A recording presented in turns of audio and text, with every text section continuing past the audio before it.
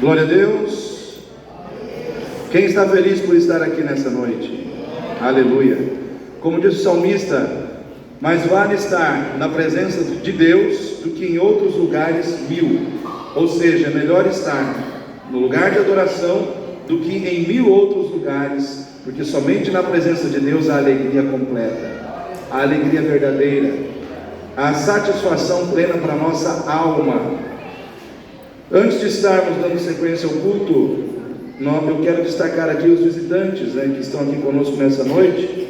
Para nós é sempre uma alegria recebermos visitantes, e nós temos aqui 6 nomes. Eu gostaria de citar esses nomes, e eu gostaria de pedir aos visitantes que no momento que eu dissesse os seus nomes, você ficasse em pé por um instante, para que toda a igreja possa conhecer você, e assim nós possamos saudar você e abençoar a sua vida. Então nós temos aqui a Maria está ali, Diana e Paulo, estão todos juntos ali. Acredito que seja Vânia, Michele e Lucas, seria isso? Isso, a Vânia que está lá no Michele e Lucas. Irmãos, vamos estender as mãos? Sejam bem-vindos em nome do Senhor Jesus, amém. Que a bênção de Deus recaia sobre a vida de vocês essa noite. Para nós é uma alegria ter vocês aqui, imenso prazer recebê-los nesta noite, que vocês se sintam em casa. Queridos, essa noite também é culto de ceia, momento quando nós vamos participar da mesa do Senhor, uma vez por mês.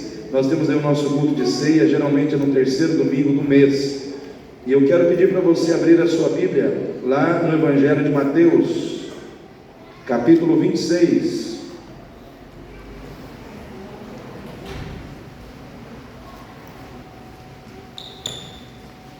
Versículo 27.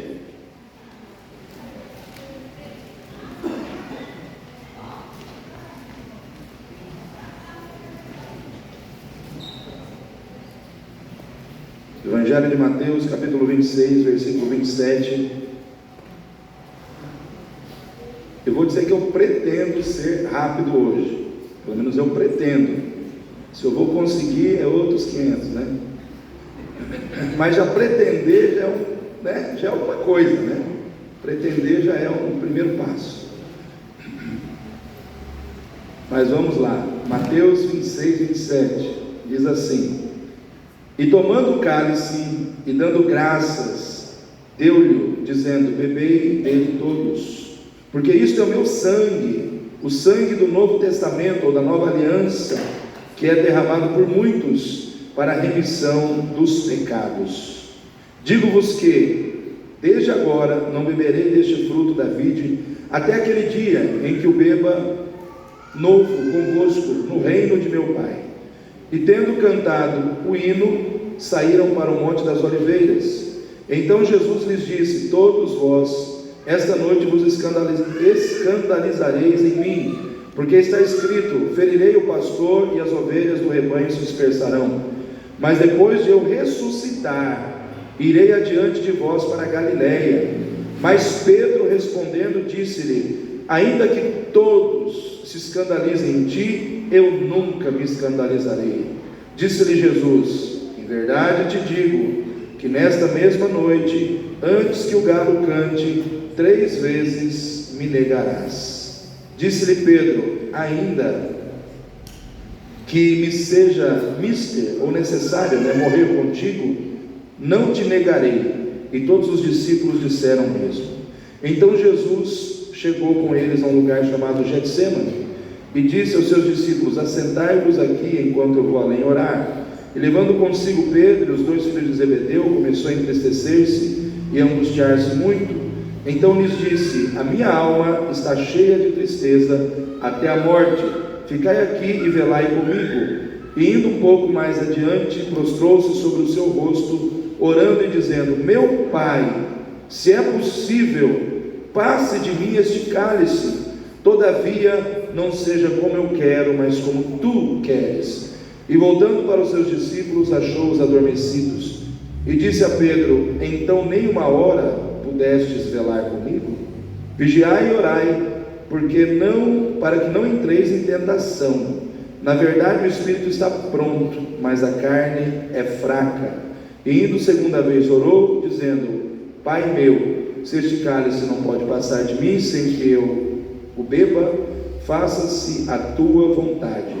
E voltando, achou-os outra vez adormecidos, porque os seus olhos estavam pesados. E deixando-os de novo, foi orar pela terceira vez, dizendo as mesmas palavras. Amém, igreja? Esse texto aqui é um texto poderoso, né? É um relato poderoso, porque fala do momento quando Jesus ele se reúne com os discípulos, ele coloca os discípulos à mesa, e ali eles comem a ceia. Seria a última ceia dele aqui na terra. Tanto é que ele diz: não comerei desse pão e não beberei desse cálice convosco mais aqui, mas no reino de meu Pai. Ou seja, lá no céu vai ter ceia, irmãos. Amém? O que nós estamos fazendo aqui hoje representa algo que vai acontecer na eternidade. O que nós estamos fazendo aqui hoje na terra é a representação terrena de um evento celestial. Vai ter ceia no céu, e eu quero estar lá. Amém? Quem quer estar lá também? Aleluia. Imagina você estar no céu, né, num ambiente totalmente diferente do ambiente daqui, na presença do Senhor, participando da ceia com o próprio Senhor e vendo, né, fisicamente, contemplando a face do Salvador. Será tremendo, né? E Jesus ele discorre aqui com os discípulos sobre a ceia. Depois eles cantam o hino e vão para o Getsemane, e ali ele ora, porque a sua alma está triste, porque o seu coração está angustiado, porque ele tem que beber o cálice, irmãos, da cruz, o cálice da dor, o cálice de levar sobre si todos os pecados da humanidade, de toda a humanidade, em todos os tempos, em todas as épocas. Jesus não estava levando ali o pecado de uma geração somente, mas de todas as gerações, das gerações que vieram antes de nós, da nossa geração e das gerações futuras que virão depois de nós. Todos os pecados já estavam e foram colocados sobre Jesus. Então ele estava levando ali o pecado de toda a humanidade. Foi um sacrifício perfeito, né? E quando eu penso aqui, irmãos, nessa situação, eu penso sobre os fatos da vida. Como que você tem lidado com os fatos? E talvez alguém pergunte: mas pastor, o que é um fato? Fato, se você for no dicionário, você vai encontrar algumas definições, mas uma definição de fato é acontecimento, registro de um acontecimento real e verdadeiro, que não pode ser refutado, que não pode ser negado, porque é real, porque é verdadeiro. Fato é o registro de um acontecimento, de algo que aconteceu, de algo que é verdadeiro. Fato também é o resultado final de uma equação, ou seja, é algo que sempre se repete e sempre você encontra o mesmo resultado, tipo 2 mais 2 é igual a... Bom de matemática, né, irmão? Vamos lá, 2 mais 2 é igual a 4. Isso é um fato, irmãos, é um fato matemático, nunca vai mudar, né? Não vai mudar. 2 mais 2 sempre vai ser 4, né? Fato também vamos dizer assim, é a conclusão definitiva de uma lei universal, como a lei da gravidade, né? A lei da gravidade diz que tudo é puxado, é exercida uma força que atrai todas as coisas para o centro da terra, de modo que tudo que você joga para cima tem que cair, né?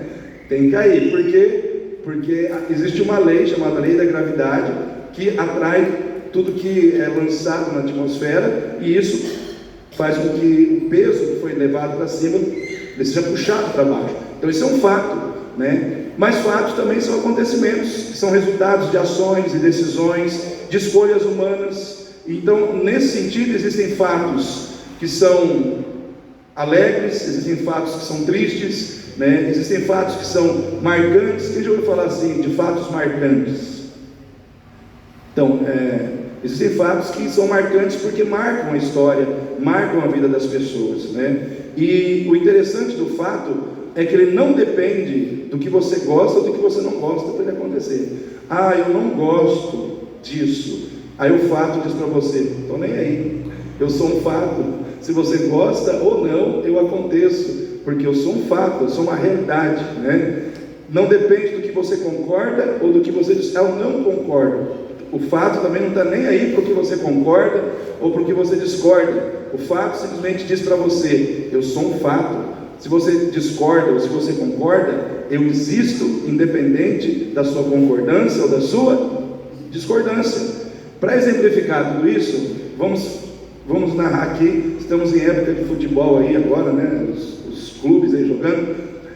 Por exemplo, quem gostou do Brasil perder de 7-1 para a Alemanha em 2014? Só o Jorge. Ninguém, né, irmãos? Jorge não é alemão, né? Ninguém gostou. Mas o fato é que o Brasil perdeu. Isso é fato. E vai ficar registrado na história que um dia, numa Copa, em 2014, a seleção brasileira perdeu de 7-1 para a Alemanha. Como o Bayern de Munique ganhou de 10-0 hoje de um time aí, que nem sei o nome, né? Mas é fato. Fato é isso, é um acontecimento que se materializou, ficou registrado e se tornou um fato. É real, é verdadeiro, né? Então, ano passado, por exemplo, muitos de nós, e pior, claro, nós nem tanto, nós não fomos tão afetados assim, mas os gaúchos, por exemplo, o pessoal que mora no sul, ninguém queria que uma enchente acontecesse lá, sim ou não, irmãos? Mas o fato é que aconteceu. O fato é que a enchente aconteceu, independente do que se queria ou de que não se queria. Então o fato, ele acontece independente do que eu quero, do que eu não quero, do que eu discordo, do que eu concordo, porque o fato, ele acontece simplesmente em função daquilo que se materializa como realidade. E muitas vezes o fato, ele também é o resultado da vontade soberana de Deus. Às vezes eu não quero algo, mas Deus quer, e se Deus quer, acontece, e se torna um fato. E nós não podemos, irmãos, a nossa função diante dos fatos não é discutir com os fatos, não é brigar com os fatos. A nossa função como seres humanos diante dos fatos é refletir sobre os fatos e entender que eles existem muitas vezes para que a gente possa avaliar situações da nossa vida que precisam ser mudadas ou precisam ser conservadas. Os fatos, eles existem para nos levar a uma questão de reflexão e de mudança naquilo que precisa ser mudado, ou de preservação daquilo que nós estamos praticando e precisa ser preservado. Então fatos, eles existem dentro desse contexto. E quando eu olho para a Bíblia, eu quero me atentar aos fatos bíblicos, eu quero me atentar aos fatos espirituais. E quando eu olho aqui para esse texto, eu vejo muitos fatos aqui que de certa forma a gente pode encarar como fatos universais, que de certa forma também se aplicam na nossa vida, dentro do contexto da relação com Deus, dentro do contexto da nossa condição como discípulos do Senhor, porque aqui estava o Senhor, estavam os discípulos, houveram algumas atitudes que geraram alguns desfechos, que podem ser desfechos relacionados à nossa vida hoje, né? O que aconteceu lá, de certa forma também pode acontecer aqui. E a minha proposta para o tema desse sermão é: não ignore os fatos. Fala para o seu irmão aí: não ignore os fatos. Fatos não podem ser ignorados, né? Então a gente tem que considerá-los. Tem uma frase que diz: contra fatos não há argumentos, né? Então contra fatos não há argumentos. Então a gente não pode ignorar fatos, a gente precisa considerar os fatos para entender muitas vezes propósitos abençoadores, propósitos espirituais da parte de Deus sobre as nossas vidas. E o primeiro fato que eu quero que você considere, que é um fato tremendo, que quer alguns gostem ou não, alguns concordem ou não, o primeiro fato espiritual, bíblico, teológico, é que Deus um dia se fez carne através do seu Filho e salvou toda a humanidade. Esse é o primeiro fato que eu quero destacar aqui nessa noite. Não ignore o fato de que aonde existe amor verdadeiro, Nunca vai existir sacrifício demasiadamente elevado para se buscar a quem ama e para se honrar a pessoa amada. E é isso que Deus nos mostra através da sua ação em enviar o seu Filho a essa terra. Porque a palavra de Deus diz que Deus amou o mundo de tal maneira que deu o seu Filho unigênito, para que todo aquele que nele crê não pereça, mas tenha a vida eterna. Isso é um fato. O fato é que Deus amou você. O fato é que Deus amou a humanidade. E para demonstrar esse amor verdadeiro, Ele fez um grande sacrifício. Porque um grande amor, ele é legitimado, ele é revelado, ele é autenticado por um grande sacrifício. Ou seja, se o amor é grande, o sacrifício também é grande. Vamos repetir isso? Se o amor é grande, o sacrifício é grande. Se eu tenho um amor grande por alguém, eu amo de uma maneira muito grande uma determinada pessoa, eu estarei disposto a fazer um grande sacrifício por aquela pessoa. Quem é casado aí? Levanta a mão. Ok, está do lado do cônjuge, né? Agora que a coisa pega, né? Porque as pessoas falam, ih, lá vem o pastor, vai fazer alguma, né?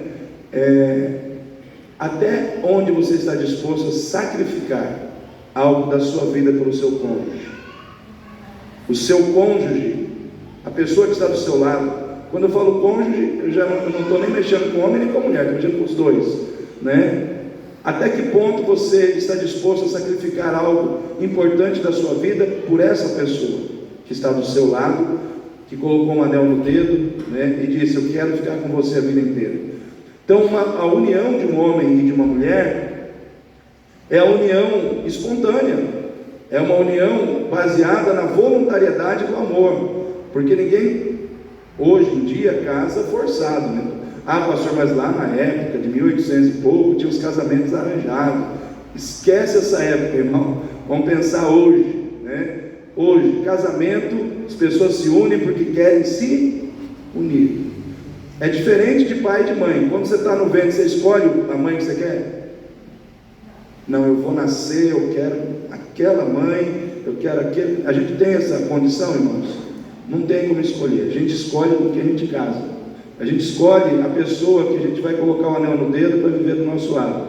Por isso que a relação da igreja com Jesus é comparada ao quê?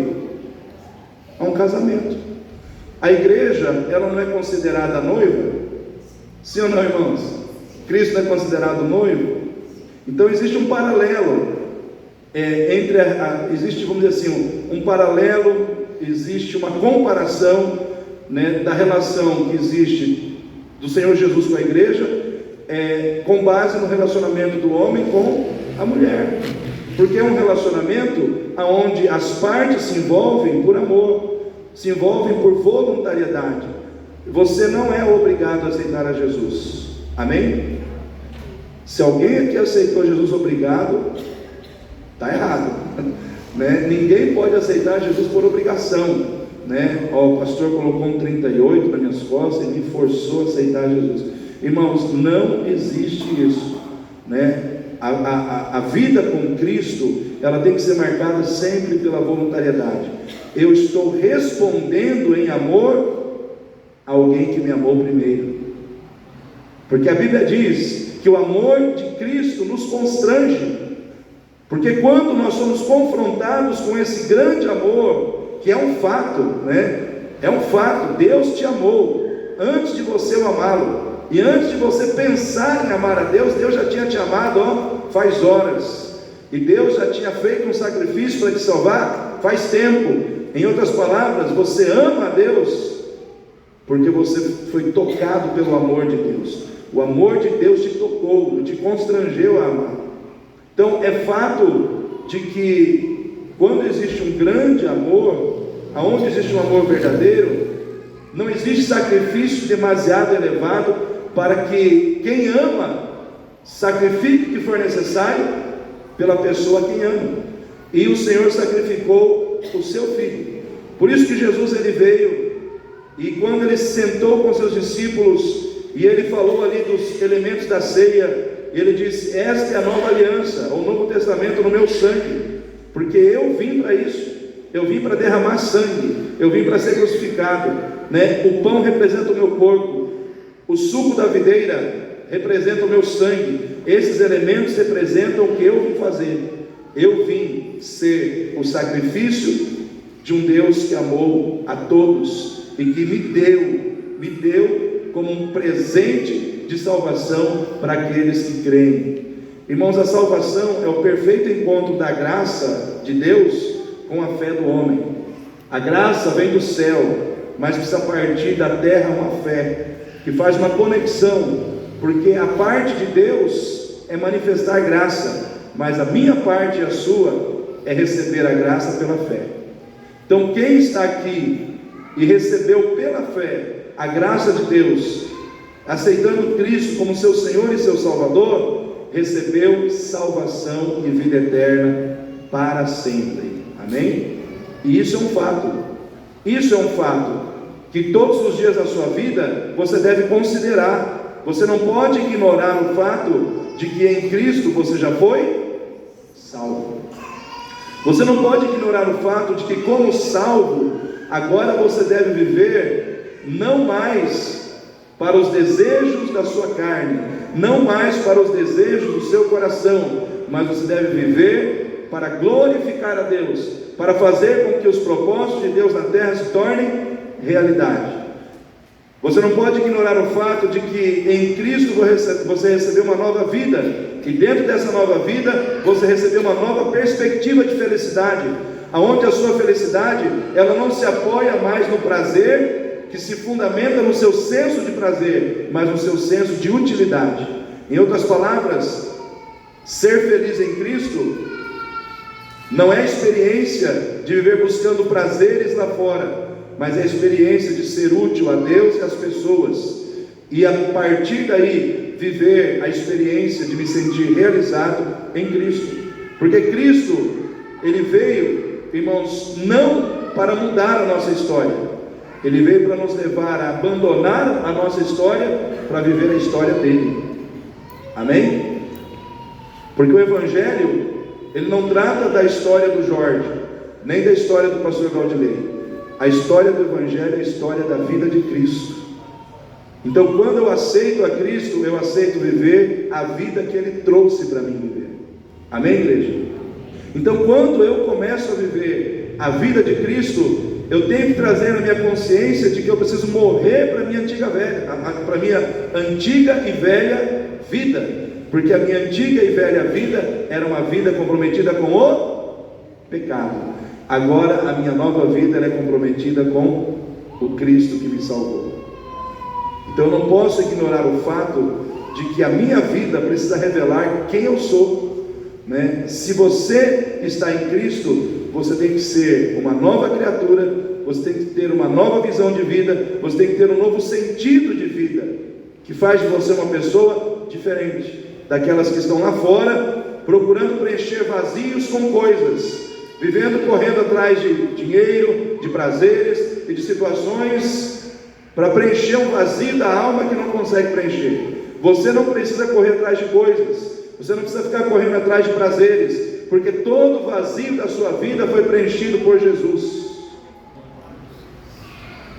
Se você aceitou a Jesus, mas ainda está sentindo um vazio, ainda está precisando de coisas que estão lá fora, pode ser que Jesus não esteja preenchendo totalmente a sua vida.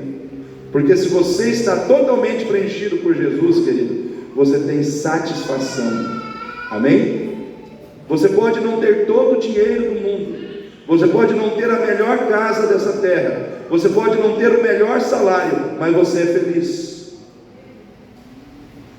Porque o que nos faz feliz é Cristo em nós, e a certeza da vida eterna que Ele insere na nossa alma. Porque é diferente de quem está lá fora, que não tem essa alegria, que não tem essa felicidade.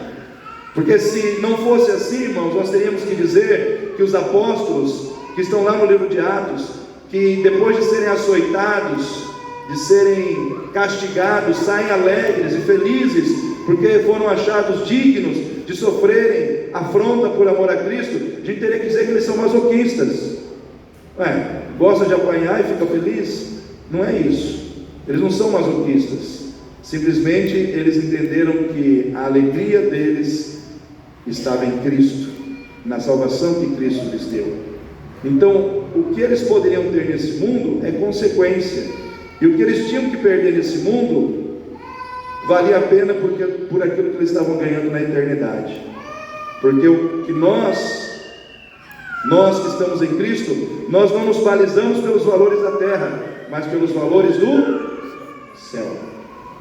Que adianta você ter tudo de bom na terra e ter uma alma perdida e condenada na eternidade?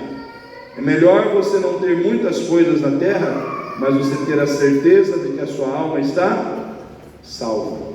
Amém, queridos?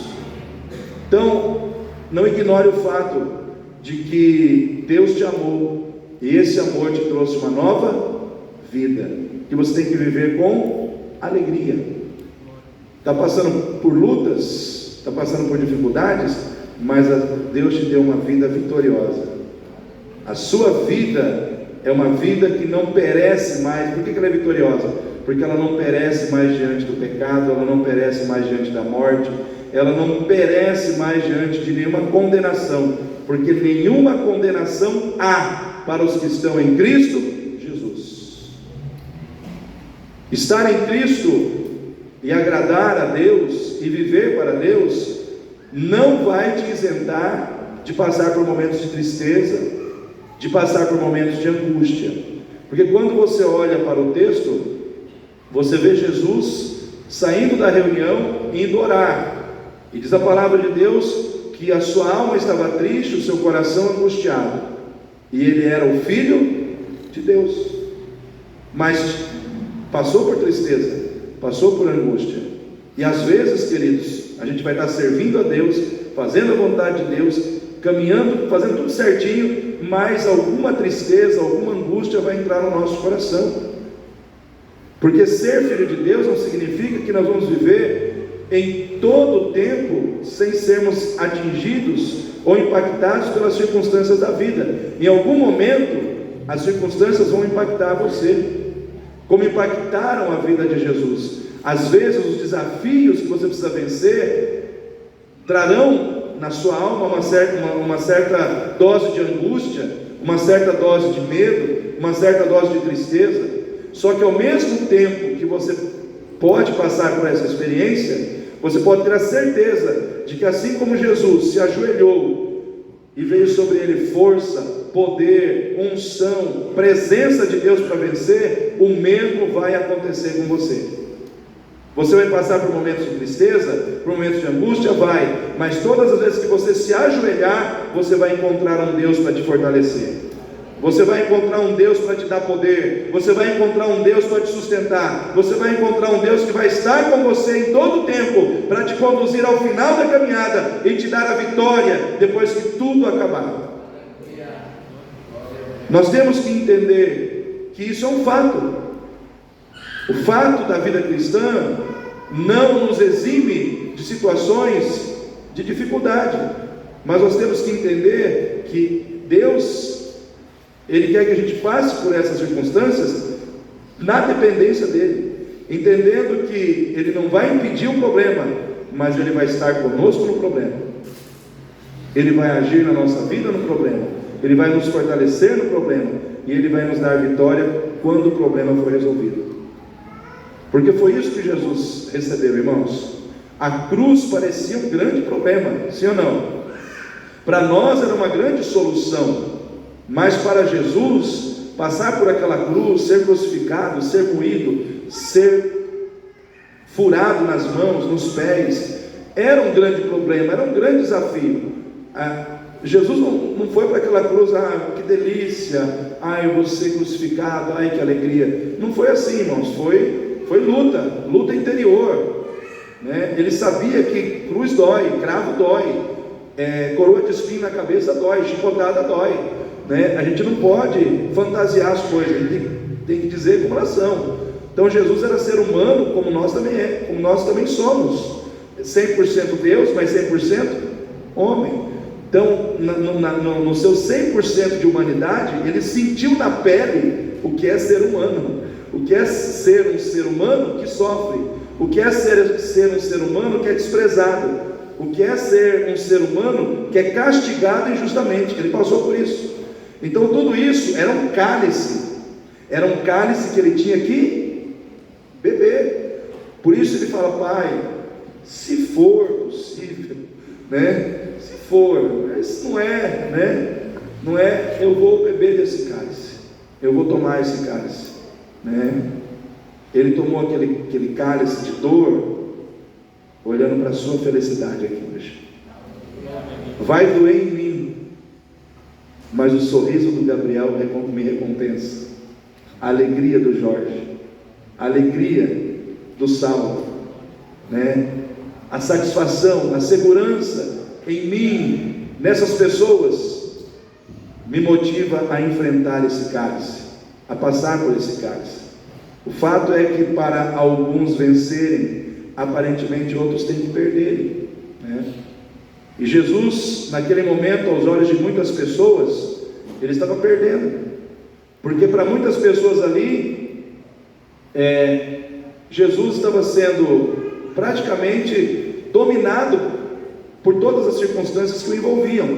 Praticamente ali ele era um homem entregue nas mãos dos outros homens para ser feito, tipo assim, para ser escarnecido, né, aos olhos de todos. Então, aos olhos de muita gente, ele estava sendo derrotado. Sim ou não, irmãos? Você imagina um homem todo pregado numa cruz, ensanguentado, zombado, cuspido? Não é a imagem de alguém que está vencendo. Você concorda comigo? Né? Aparentemente, ele estava sendo derrotado, mas por trás daquela aparente derrota, Deus estava construindo uma vitória eterna que foi entregue para você e para mim nessa noite. Porque Deus é especialista em construir vitória por trás de aparentes derrotas. Às vezes as pessoas olham para você hoje e falam que você está sendo derrotado, porque vê você numa situação pior do que a delas, porque julgam você pelas circunstâncias que você está passando, mas por trás de você existe um Deus que está trabalhando vitória na tua vida. Porque não é a sua circunstância que define quem você é. O que define quem você é o Deus que sustenta você. Não é o quanto de dinheiro você tem no banco, não é o recurso financeiro que você tem nas suas mãos, mas o Deus que te responde em relação à sua fé. Jesus parecia estar derrotado, mas ali estava o vitorioso dos vitoriosos, o Rei dos reis, o Senhor dos senhores, o vencedor por excelência. Porque às vezes quem quer vencer precisa transparecer ou passar por momentos de derrota. Às vezes, para avançar, a gente não tem que ter vergonha e humildade, que é necessário retroceder para depois avançar, né, Lucas? Lucas, eu e ele, a gente tem uma linguagem, ele sabe o que eu estou falando, é entre eu e ele. Às vezes a gente não tem que ficar preocupado com a opinião das pessoas, porque o nosso problema é que a gente se preocupa demais com o que o fulano pensa, o ciclano pensa, o beltrano pensa. Irmãos, não é o beltrano, o ciclano que vai definir a sua vida. Quem vai definir a sua vida é Jesus. É com Ele que você tem que se preocupar. É a sua relação com Ele que deve estar bem. E eu digo para você, é um fato, que aquele que passa pela prova se apoiando em Deus, sai da prova sempre melhor do que aquele que está se apoiando em si mesmo. Eu quero perguntar para você nessa noite: você está se apoiando em você ou em Deus? No meio das provas que você está passando. Irmãos, havia ali Jesus e Pedro, os dois estavam no Getsêmani, sim ou não? Jesus, ele se apoiou em quem? Em Deus. Pai, estou aqui, noite inteira orando, buscando. E Pedro foi fazer o que, irmãos? Dormir. Pedro não deu atenção a necessidade que ele tinha de depender de Deus naquele momento. Ele preferiu simplesmente se apoiar em si mesmo. Quando a gente deixa de orar, a gente está dizendo, eu resolvo. Quando a gente ora, a gente diz, Deus vai resolver para mim. E eu digo para você, querido, é muito melhor quando Deus está resolvendo, do que quando você tenta resolver. Jesus passou pelo Getsemane se apoiando em Deus, e ele saiu do Getsemane em pé, pronto para glorificar a Deus, para honrar a Deus, para ser fiel a Deus até o fim, enfrentando o que ele tivesse que enfrentar. Pedro saiu do Getsemane cortando a orelha do soldado romano. Pedro saiu do Getsemane negando Jesus 3 vezes antes que o galo cantasse. Olha só como é que Pedro saiu. Um saiu firme na fé, pronto para renunciar às suas vontades da carne, pronto para vencer a si mesmo, pronto para ir até o fim com Deus. E o outro saiu cortando a orelha de gente, depois negando a Jesus. Tem crente que é assim. Ele não ora, e porque ele não ora, ele não aprende a depender de Deus e passa a depender mais de si mesmo. Chegam os problemas, ele sai ferindo pessoas, cortando a orelha dos outros, né? O crente que não depende de Deus, ele, além de ele se tornar um problema para ele mesmo, ele se torna um problema para os outros, porque ele não apenas traz problema para si, ele gera problema para outras pessoas. Por quê? Porque o ser humano longe de Deus, ele é um problema, mas o ser humano em Deus, ele é uma bênção. E eu quero dizer para você, querido, Deus quer que você seja uma bênção e não um problema, né? E nós só podemos ser bênção quando nós estamos em intimidade com o Senhor, quando nós buscamos essa intimidade prazerosa com Deus, quando a gente cultiva um relacionamento íntimo com o Senhor e permitimos que Ele trabalhe na nossa vida. Aí Ele começa a nos dar a força que nós não temos, o caráter que nós não temos, a firmeza que nós não temos, o amor que nós não temos, a capacidade de perdoar que nós não temos. Porque, irmãos, quando a gente... É um fato, tá? Eu vou falar agora, é um fato, é outro fato. É um fato, quando nós estamos sendo governados pelos sentimentos da carne, nós não conseguimos atender propostas espirituais. Vou repetir: quando a gente está sendo governado pelos sentimentos da carne, nós não conseguimos atender propostas espirituais. Pedro estava sendo conduzido pelos sentimentos da carne.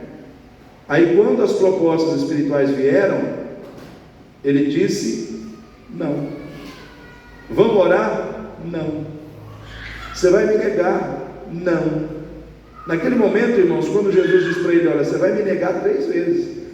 Irmãos, era Jesus falando. Irmãos, não era o José da esquina. Era Jesus falando: Pedro, antes que o galo cante 3 vezes, você vai me negar. Naquele momento ali, irmãos, já não era para o Pedro ter se prostrado no chão, falado: Senhor, se o Senhor está dizendo que eu vou negar, então o Senhor é Deus, o Senhor sabe. Já não era para ele ter se humilhado. Mas por que ele não fez assim? Porque ele estava sendo governado pelos sentimentos da carne. Quando a gente é governado pelos sentimentos da carne, a gente não quer ouvir aquilo que a gente não concorda, a gente não quer ouvir aquilo que confronta o que a gente pensa de certo, aquilo que a gente carrega dentro de nós como certo, e não é. Mas a gente não quer que ninguém confronte aquilo. Por quê? Porque a carne está falando mais alto dentro de nós. Então, quando eu estou na carne, as propostas espirituais eu descarto. Por quê? Porque eu estou na carne. A Bíblia diz, Romanos, abra sua Bíblia aí, Romanos 8. Vamos ver se o Davizão está afiado aí.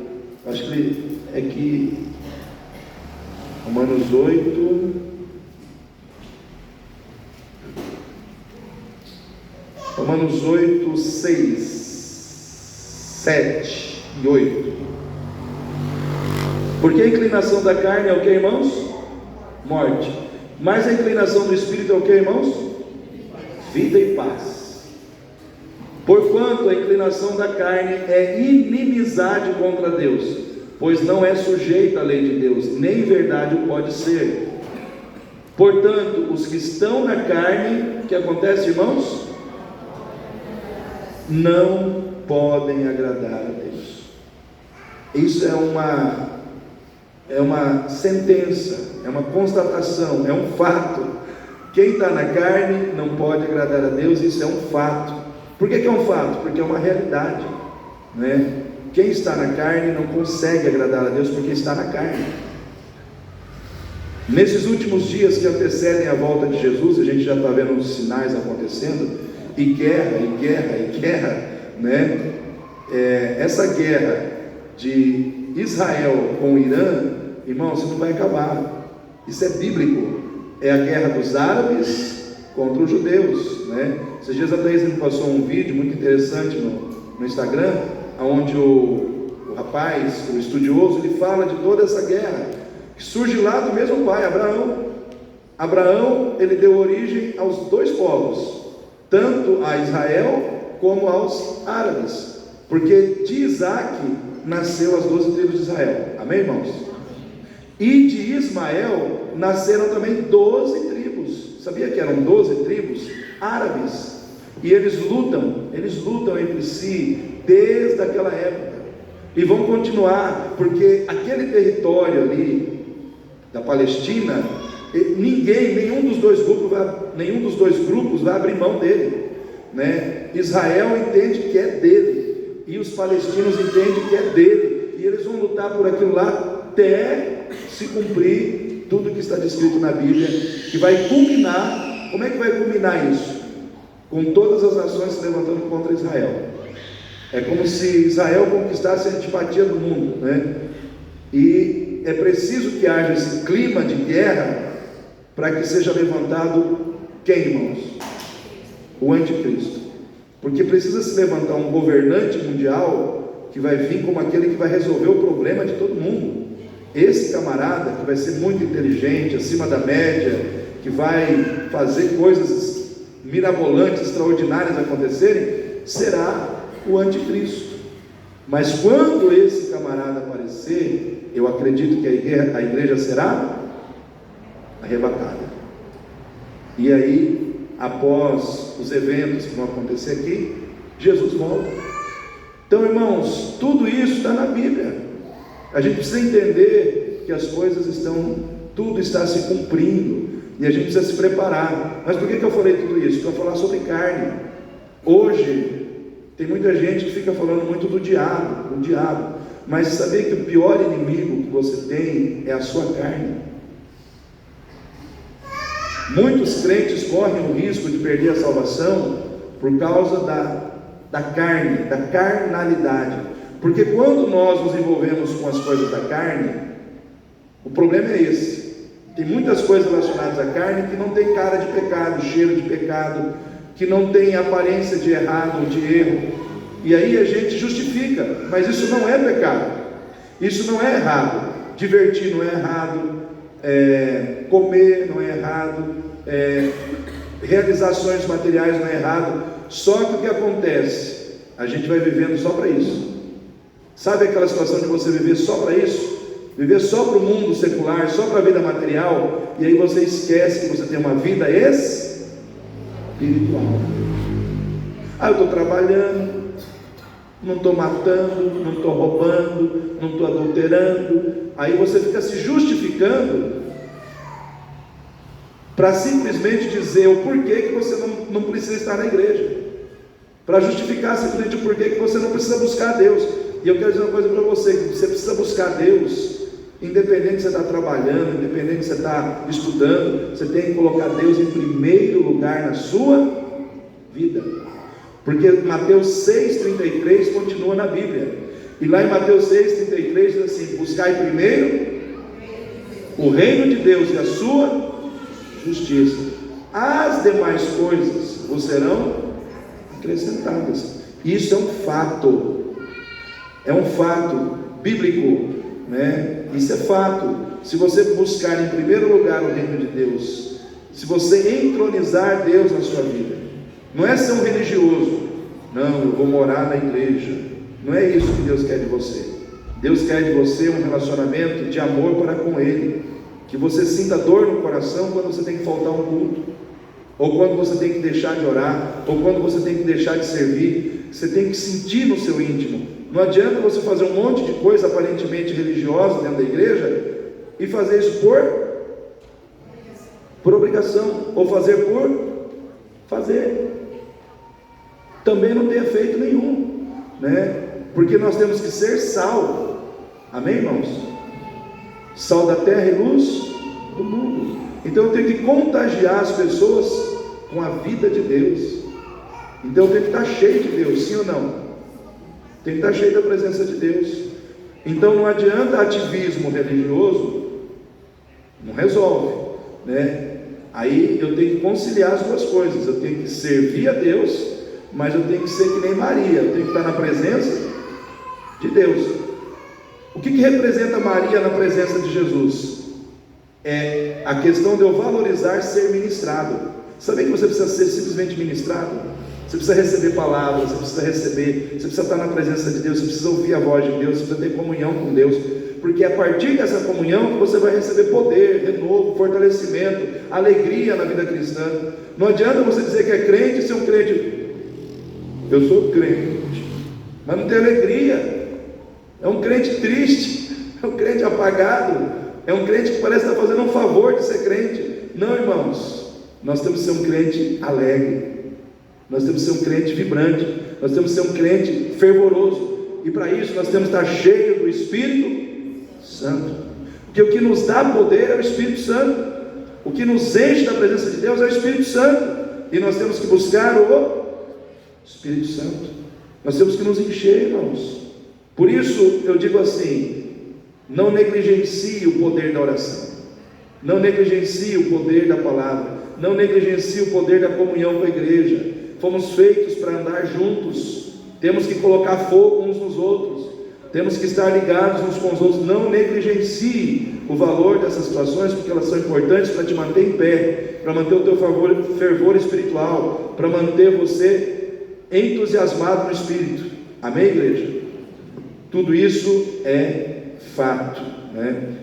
Então, irmãos, encerrando essa palavra, eu quero dizer que quem se humilha diante de Deus será exaltado por Deus no final de tudo. Isso é um fato. Jesus se humilhou, sim ou não? Mas no final ele recebeu exaltação eterna. Então eu quero convidar você a se humilhar diante de Deus. Se humilha diante de Deus, porque Deus vai te exaltar lá na frente. Se você se encher do Espírito Santo, você não vai andar na carne, e quando vierem as propostas espirituais, você vai dizer sim ao invés de dizer não. Perdoar é uma proposta espiritual, evangelizar é uma proposta espiritual, orar é uma proposta espiritual, estar na igreja é uma proposta espiritual. Como que você tem respondido a essas propostas? Você tem dito sim ou você tem dito não, né? Então, se você tem dito mais sim, é porque o Espírito está fluindo mais forte na sua vida. Se você tem dito não, quer dizer que a carne está mandando mais forte na sua vida. Então eu quero profetizar em nome de Jesus que essa igreja toda que está aqui é uma igreja que vai dizer sim para Deus. É uma igreja que vai dizer sim para as propostas espirituais, porque é uma igreja que vai andar no Espírito, que vai andar no poder do Espírito, que vai andar, irmãos, no sentido de vida estabelecido no Espírito, em nome de Jesus. Amém? Vamos ficar em pé nesse momento. Quero que você feche seus olhos, quero que você ore comigo nesse momento. Coloque a sua vida diante de Deus.